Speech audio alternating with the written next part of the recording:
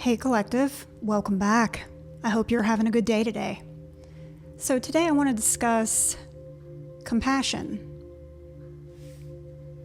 What if I told you there was a person out there who would walk silently beside you through every trial and every celebration? They're honest, resilient, and sensitive to the wounds you hide from the world.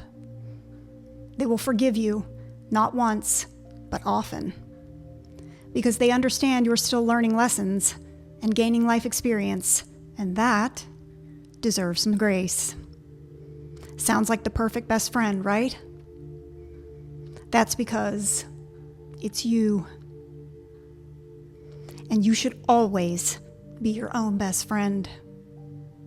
When loneliness weighs heavy on your heart, when doubts whisper that you're not enough, when this world seems determined to define your worth by an unattainable standard, you must turn inward, sit with yourself, and listen.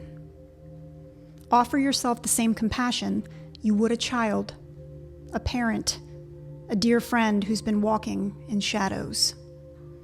Speak gently, encourage boldly, and be your own damn cheerleader. Hold your own hand and remind yourself of how far you've come, the hardships you've survived, and how much you've grown. To be your own best friend is to celebrate your presence in this world. To dance with your dreams, even if fear tugs at your heels. To nurture the quiet parts that long for freedom. To plant seeds of hope and let them grow even in the soil of hardship. To laugh at yourself without shame. To cry without judgment. To move forward without hesitation. You become a home for your spirit. A sanctuary, a safe place for all your inner thoughts and wishes. To embrace self-compassion and forgive your own mistakes is to step into a relationship with yourself that is gentle, honest, and freeing. The burdens life will inevitably place on your shoulders will be heavy. There will no doubt be moments when you stumble, falter, and fail. And I know in those moments, it's easy to fall into the trap of harsh judgment, to speak to yourself like you don't matter. But we have to learn to treat ourselves with more patience, more love, more understanding. Instead of meeting all of our faults with shame, remember, shame is the lowest vibrational feeling, so release it. And recognize that imperfection is part of being human. Forgiving yourself begins with noticing how harshly you speak when you make a mistake. Do you condemn every misstep?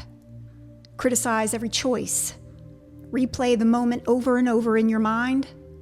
Or do you remember to breathe and remind yourself that mistakes do not define your value? They're simply moments placed in your life to learn something. Self-compassion is not a denial of responsibility. It's the courage to acknowledge that you're capable of growth. Today's errors are tomorrow's wisdom. Forgiving yourself allows you to release the heavy weight of regret and create space for resilience and happiness to flourish. I have learned the hardest part of self-forgiveness is that it asks you to sit with your discomfort. It asks you to look squarely at your own behavior and honestly name what went wrong without collapsing into self-blame. This takes an extreme amount of strength, and it's the act of honoring your own humanity. Remember, to err is not a failure of character. It's just another step in the unfolding of your story. Recognize your mistakes are the threads that weave together the tapestry of your life. When you learn to treat yourself with compassion, it will transform the way you interact with the world. You'll begin to extend that same understanding outward.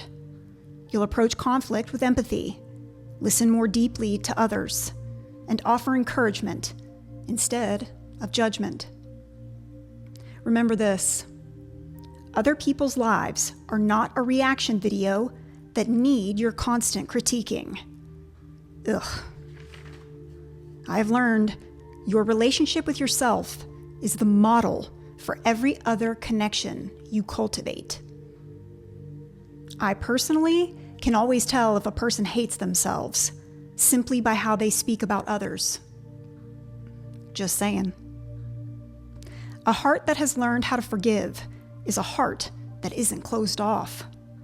It can give and receive love fully and freely, without the heavy chains of resentment or bitterness. Self-compassion isn't a single act. No, it's a practice. A daily conversation you have with your spirit. It can look like pausing when you notice self-criticism creeping in and replacing it with kinder words. Or writing yourself a letter acknowledging the struggles you face. Or taking the time to celebrate the courage it took to keep moving forward when you wanted to quit. These small gestures accumulate over time and teach you how to trust and care for the person you're growing to love most, yourself. Remember, no one else's path is yours, and no one else's expectations can measure your worth. By offering yourself compassion, you stop punishing yourself for falling short of standards that aren't yours. Allow your mistakes to teach rather than define you.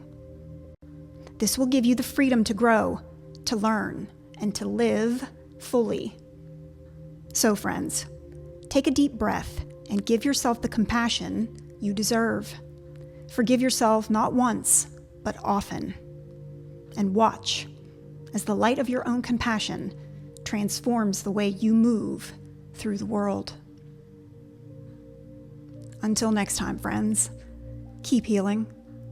See ya.